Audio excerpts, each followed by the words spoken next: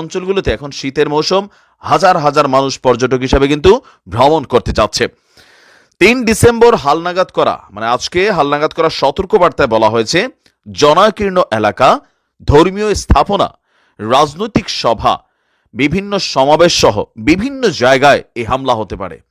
আবারও বলছি, ধর্মীয় স্থাপনা যেমন হিন্দুদের মন্দির বা হতে পারে মসজিদ, অথবা ধরুন খ্রিস্টানদের চার্চ, প্যাগোডা, এর পাশাপাশি রাজনৈতিক সভা, বিএনপি বা জামাত বা বিভিন্ন জায়গায়, এরপরে বলা হচ্ছে আপনার সমাবেশ, বিভিন্ন কারণে এখন বিভিন্ন জায়গায় প্রতিবাদ চলছে, বিক্ষোভ চলছে, আন্দোলনের জন্য, দাবি দেওয়ার জন্য এই জায়গাগুলো টার্গেট হতে পারে। কিছু গোষ্ঠী এমন লোকদের টার্গেট করেছে যাদের ভাষা ইসলাম বিরোধী দৃষ্টিভঙ্গি এবং জীবনধারা সংশ্লিষ্ট বলে মনে করে। আবারও বলি, টার্গেটটার মধ্যে এখানে আসলে কোন ধরনের তথ্য আমি বুঝি নাই। এখানে দেখেন বলা হচ্ছে যে কিছু গোষ্ঠী এমন লোকদের টার্গেট করছে যাদের ইসলাম বিরোধী দৃষ্টিভঙ্গি, মানে হতে পারে হিন্দুরা, হতে পারে অন্যান্য জায়গার, এবং জীবনধারা সংশ্লিষ্ট বলে মনে করে। আপনার সংখ্যালঘু ধর্মীয় সম্প্রদায়ের বিরুদ্ধে পুলিশ এবং নিরাপত্তা বাহিনীকে লক্ষ্য করে মাঝে মধ্যেই হামলার ঘটনা কিন্তু ঘটেছে। বাংলাদেশি কর্তৃপক্ষ পরিকল্পিত হামলা ঠেকাতে কাজ চালিয়ে যাচ্ছে। সংক্ষিপ্ত নোটিশে নিরাপত্তা বাহিনীর উপস্থিতি বৃদ্ধি এবং চলাচলে নিষেধাজ্ঞা জারি করা হতে পারে বলেও আপনার এখানে তথ্য এসেছে। এছাড়াও আপনার চারপাশের পরিবেশ সম্পর্কে সচেতন থাকারও পরামর্শ দিয়েছেন যুক্তরাজ্য।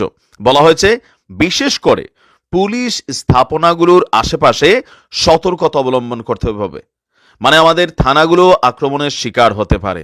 বড় ধরনের সমাবেশ এবং পুলিশ ও আইন শৃঙ্খলা রক্ষাকারী বাহিনীর উপস্থিতি সংবলিত অন্যান্য জায়গা এড়িয়ে চলুন। মানে তাহলে কি বড় ধরনের একটা পরিকল্পনা চলছে আপনি বুঝছেন? এখানে বারবার বলা হচ্ছে পুলিশ এবং আইন শৃঙ্খলা রক্ষাকারী বাহিনীর উপস্থিতি সংবলিত অন্যান্য জায়গা এড়িয়ে চলুন। আমি জানি না যে আসলে বাংলাদেশে কি ঘটতে যাচ্ছে।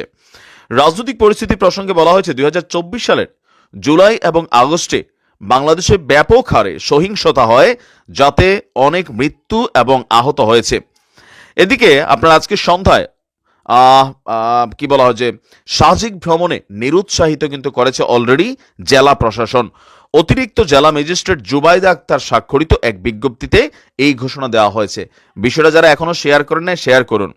বিজ্ঞপ্তিতে বলা হয়েছে রাঙামাটি পার্বত্য জেলার বাঘাইছড়ি উপজেলার সাজেক এবং তার পার্শ্ববর্তী এলাকার আইন শৃঙ্খলার সার্বিক পরিস্থিতি এবং এই সকল এলাকায় পর্যটকদের নিরাপত্তার বিষয়টি বিবেচনা করে আগামীকালকে থেকে, মানে বুধবার থেকে, সাজেকে পর্যটন কেন্দ্রে পর্যটকদের ভ্রমণে নিরুৎসাহিত করা হলো। রাঙামাটির জেলা প্রশাসক মোহাম্মদ মোশাররফ হোসেন বলছেন, সাম্প্রতিক আইন শৃঙ্খলা পরিস্থিতি বিবেচনায় পর্যটকদের সাজেক ভ্রমণে নিরুৎসাহিত করা হয়েছে। তার মানে সামথিং ফিশি, বড় কোনো ধরনের থ্রেট বাংলাদেশের উপর আছে। এবার এটা হতে পারে ভারতের বিভিন্ন বিচ্ছিন্ন গোষ্ঠীবাদী থেকে, অথবা আমাদের পাহাড়ে বসবাসকারী কিছু গোষ্ঠী আছে যারা কি বলে যে ইসলাম ধর্মভিত্তিক সংগঠনের নামে তলে তলে কিন্তু অনেক আকাম করে, লাইক ISIS এর মতন। আবার হতে পারে এটা হিন্দু কোনো কমিউনিটি গোষ্ঠী থেকে, যে নিজেদের মধ্যে একটা সাম্প্রতিক দাঙ্গা লাগানোর জন্য, বাংলাদেশ জুড়ে গৃহযুদ্ধ লাগানোর জন্য ঘটতে পারে।